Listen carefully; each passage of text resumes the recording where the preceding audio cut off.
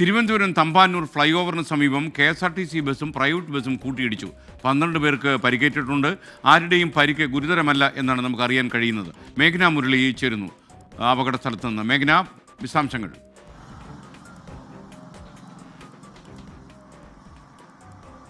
SKN Thampanoor മേൽപ്പാലത്തിന് മുകളിലായിട്ടാണ് ഇത്തരത്തിൽ KSRTC ബസ്സും private ബസ്സും തമ്മിൽ കൂട്ടിയിടിച്ചത്. അത് വലിയ ആഘാതം ഉണ്ടായേക്കാവുന്ന ഒരു അപകടം തന്നെയായിരുന്നു. പക്ഷേ യാത്രക്കാരടക്കം ഗുരുതരമായ പരിക്കുകളില്ലാതെ രക്ഷപ്പെടുകയായിരുന്നു. അതിൽ പ്രധാനമായും ഇപ്പോൾ പോലീസ് അടക്കം പറയുന്നത് ഇതിൽ KSRTC ബസ് തമ്പാനൂരിലേക്ക് വരികയായിരുന്ന KSRTC ബസ് ദിശ മാറി സഞ്ചരിക്കുകയായിരുന്നു. ശേഷം ഇത്തരത്തിൽ പ്രൈവറ്റ് ബസ്സും KSRTC ബസ്സും തമ്മിൽ കൂട്ടിയിടിക്കുകയായിരുന്നു. 12ഓളം പേർക്ക് KSRTC ബസ്സിൽ യാത്ര ചെയ്ത ആൾക്കാർക്കാണ് കൂടുതലും പരിക്കേറ്റിട്ടുള്ളത്. കൂടാതെ ഈ പ്രൈവറ്റ് ബസിന്റെ കണ്ടക്ടറും ഡ്രൈവറും KSRTC ബസിന്റെ ഡ്രൈവർക്കും ഇപ്പോൾ പരിക്കേറ്റിട്ടുണ്ട്. അവരെ മെഡിക്കൽ കോളേജ്, ജനറൽ ആശുപത്രി, ഒരു സ്വകാര്യ ആശുപത്രി എന്നിവിടങ്ങളിൽ പ്രവേശിപ്പിച്ചിരിക്കുകയാണ്.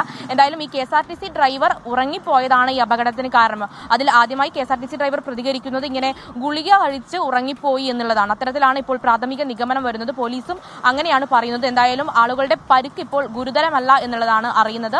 ഇപ്പോൾ പരിക്കേറ്റവരെ ജനറൽ ആശുപത്രിയിൽ പ്രവേശിപ്പിച്ചിരിക്കുകയാണ്. കൂടാതെ അല്പസമയം മുന്നെയാണ് ഈ അപകടം പറ്റിയ 2 ബസ്സും തമ്മിൽ കൂട്ടിയിടിച്ച് നിൽക്കുകയായിരുന്നു. ആ ബസ് അപകട സ്ഥലത്ത് നിന്ന് മാറ്റിയതും അല്പസമയം മുന്നെയാണ്. Okay, thank you മേഘ്ന.